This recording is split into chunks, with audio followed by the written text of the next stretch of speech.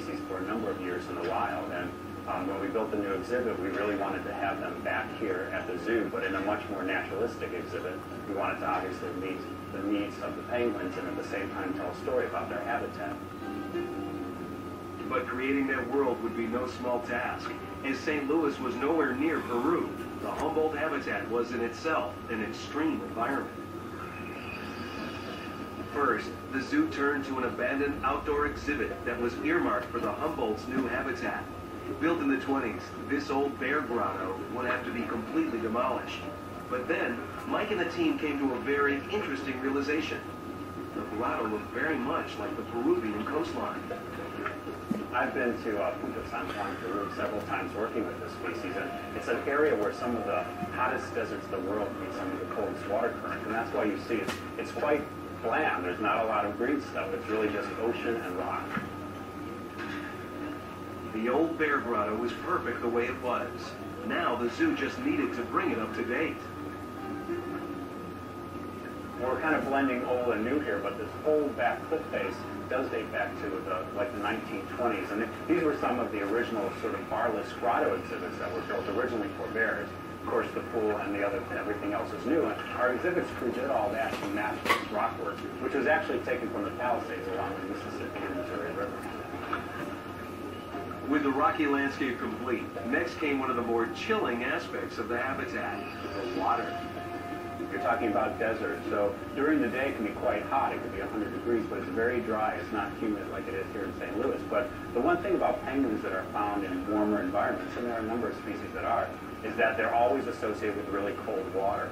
So they can tolerate quite a range of air temperatures, but we keep the water at 45 degrees at all times. So when it's really, really hot here in St. Louis, they can get in the water to chill out.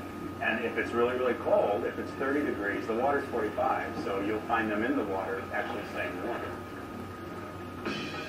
But as challenging as the Humboldt's Peruvian landscape was, the most complex and delicate job of all was still to come. As zoo designers looked to create the indoor Arctic and Antarctic habitat for the puffin and 3 species of penguin. To ensure the survival of the penguins and puffins, the indoor exhibit had to maintain air and water temperatures no warmer than 40 degrees. Light levels of each season, Anne and the staff installed a special cloth dome ceiling.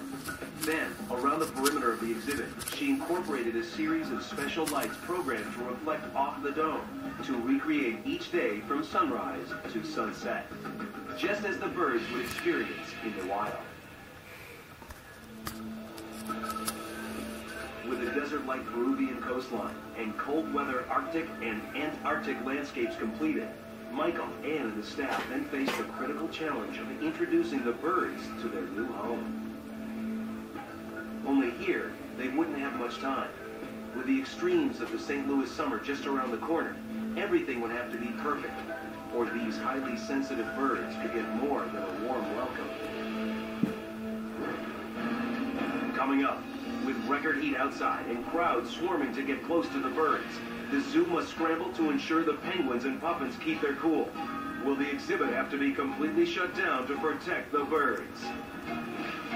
Then, the Bronx Zoo erects the Siberian forest for the biggest and most elusive cat species on the planet. How did they do it? You'll find out when Ultimate Zoo continues.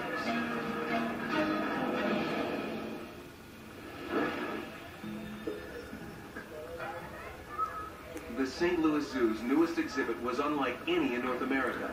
It was a multifaceted environment containing the penguin and puffin's Arctic, Antarctic, and South American habitats.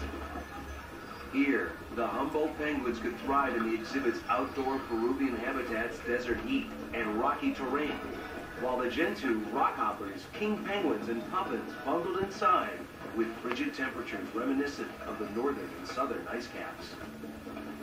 Creating such a healthy, naturalistic habitat was an incredible accomplishment. Only now, the team faced an even more daunting task: introducing the penguins to their new home. Getting them, acquiring them, and quarantining them at the zoo at the same time when you have over 100 birds is very complicated. We had to get them here all in relatively a short period of time, and they had to come in refrigerated trucks. So we had to rent a lot of refrigerated trucks from food companies crisscrossing the country, collecting penguins and puffins, and then bringing them here within a 72-hour period. With just a limited window, the zoo raced to get the birds to St. Louis. Typically, new animals are held off exhibit for a 30-day quarantine to prevent the spreading of disease. Only with the penguins, the zoo realized they were not equipped with a holding tank that could provide these cold weather birds with the frigid air and water required. The zoo would have to act fast. 30 days for these cold weather birds could be 30 days too long. The problem is, with penguins, because we have such specialized environmental needs, you can't quarantine them in our normal quarantine facility. We had to quarantine them someplace where we can keep cold air and cold water. So that became very complicated. We ended up quarantining them actually on the exhibit. The team followed the birds closely in the special exhibit quarantine. Finally, after 30 days, and with all the birds healthy, the zoo was satisfied and the exhibit was made ready for the public. On May 23, 2003, Penguin in Puffin Coast opened its doors for the first time, offering visitors an unparalleled encounter with penguins and puffins in their native environment. But then, Michael and the team discovered another problem. The penguins and puffins come from environments with very clean air. Because of the exhibit's incredible popularity, it was evident that the air was being compromised with simple impurities brought in by the public. We've all got all sorts of fungal spores and things on our coat and our hair. They need really clean air, so it's important that the cleanest, coldest air is where the penguins are. Michael and the staff had to make an adjustment to the exhibit. First, in the building's entryway, they created a blower system that would deliver a blast of cold air to each visitor to help remove any dust, dirt, or bacteria that may prove harmful to the penguins. This is what we're hoping blows a lot of the dust and dirt off people as they come into the exhibit. Next, to catch any remaining threats, a highly sophisticated circulation and filtration system was also engineered to replace the exhibit air once every 5 minutes. That same circulation system would soon be a critical element in solving another major problem.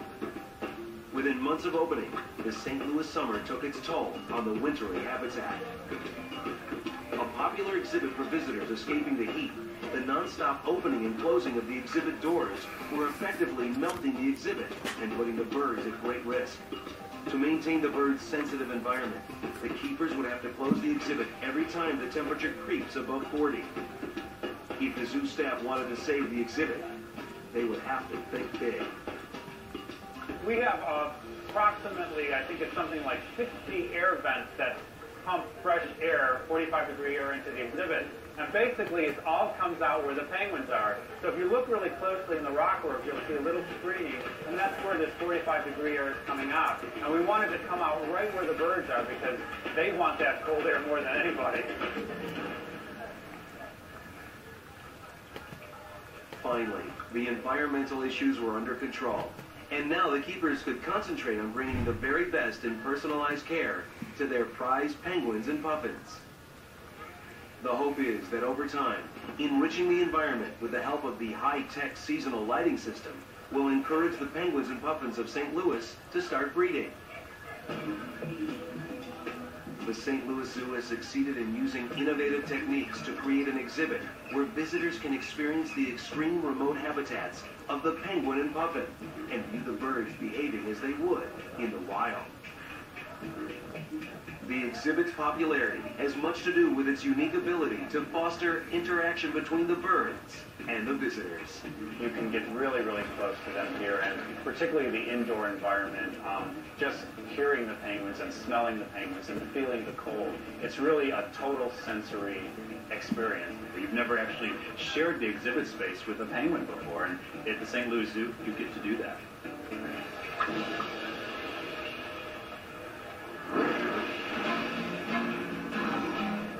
Coming up, the Siberian tiger is one of the rarest and most elusive carnivores on the planet. So how did one zoo create a naturalistic setting where visitors can go nose to nose with these magnificent predators? Find out next on